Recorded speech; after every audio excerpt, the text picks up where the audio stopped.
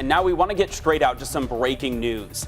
We're seeing a large working fire on Magazine Street has engulfed multiple buildings. You can see the smoke coming from multiple buildings there. This is a residential area. Louisville Fire confirms to us they are working the fire.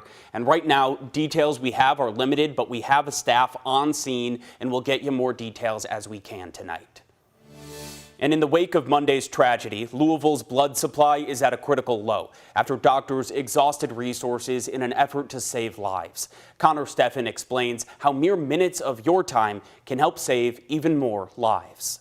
Bag by bag, progress. Oh, it's incredibly moving. It's one of those things that we talk about, but seeing in action, seeing Kentuckians rallying up to help save lives, it's so moving. Out front at Lynn Family Stadium, a blood drive to move our city forward. When a mass shooter killed 5 and injured dozens on Monday, the local blood supply took a major hit. Saturday, our community came determined to restock hospitals' vital need. The Kentucky Blood Center and Lou City FC Racing Louisville partnered to host the event. For everyone, the call to action looks different. In a way, I kind of feel helpless, but I'm doing what I can right now, and any difference still makes a difference in the right direction. It's really saddening. I mean, there's definitely an issue, and there's such a divide, but I think people need to step up and help. The latest layer of help for a city coping immeasurable loss. In Louisville, Connor Steffen, WHAS 11 on your side.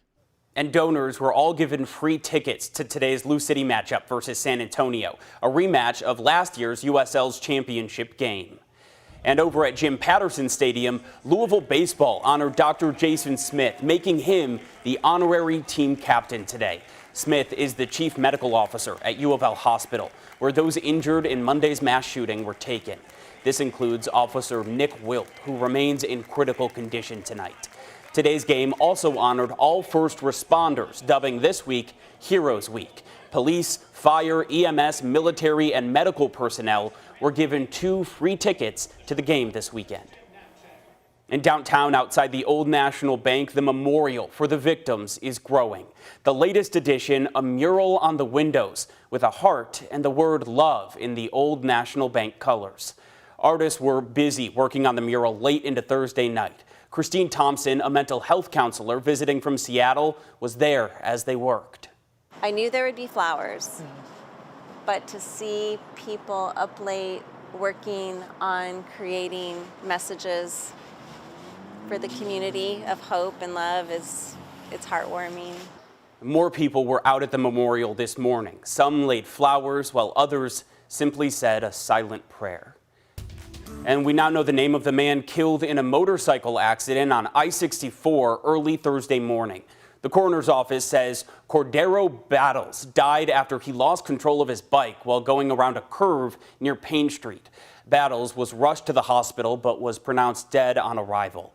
Police say speed was a factor in this crash. And LMPD is investigating after 3 people were shot in Old Louisville early this morning. Police say the 3 people were shot just before 4:30 this morning on East Burnett Street near Brook Street.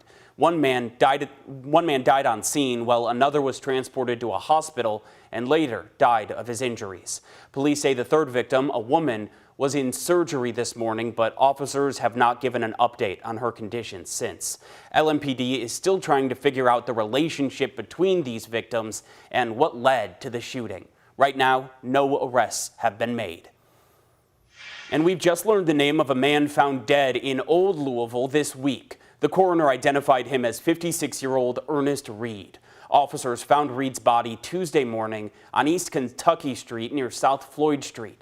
The cause of Reed's death is still pending, but we know this is now being considered a homicide. One man is trying to make a difference in his community with a program called Shoot Balls, Not Guns, which held another event today. Created by Will Pitts, it aims to prevent youth violence by connecting kids and their families with a hot meal, local resources, and, of course, basketball. Pitts said he's using events like this to show kids they're important. You can latch on to us and do things that are positive, that are more productive, and may give you a more sustainable life. Pitts hopes that eventually his events will draw more support from Metro Council. He wants to see how council members show up at his events, saying it provides an opportunity to connect with our community.